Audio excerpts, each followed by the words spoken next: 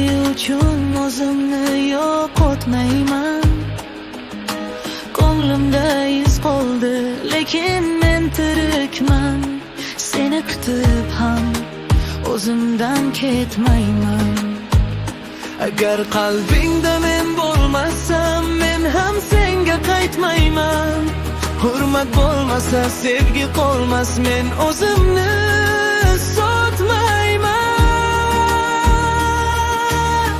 Sevgi bu yolg'on emas, sevgi bu hurmat va qadr. Agar yo'q bo'lsa bu hislar, unda men ham ketaman jim. Sevgi bu yolg'on emas, sevgi bu hurmat va qadr. Agar yo'q bo'lsa bu hislar, unda men ham ketaman jim.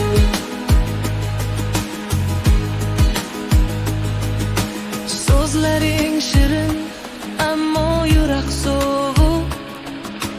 Ko'zlaring yaqin, ammo yo'l uzoq. Men seni sevib yo'qolib ketmayman. O'zimni sindirib yana yig'lamayman. Agar qalbingda men bo'lmasam, men ham senga qaytmayman. Hurmat bo'lmasa, sevgi qolmas, men o'zimni sotmayman.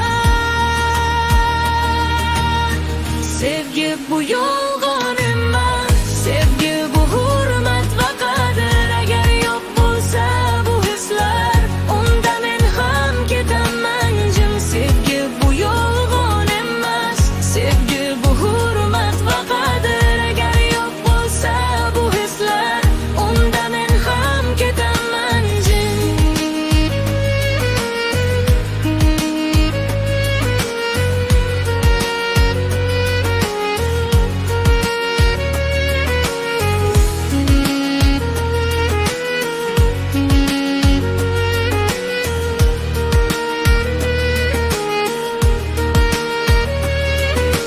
Men yo'q joyda sen ham meni kutma. Qadrsiz ko'ngilga qaytib yurma. Men sevaman, lekin tiz cho'kmayman. O'zimni yo'qotib seni topmayman.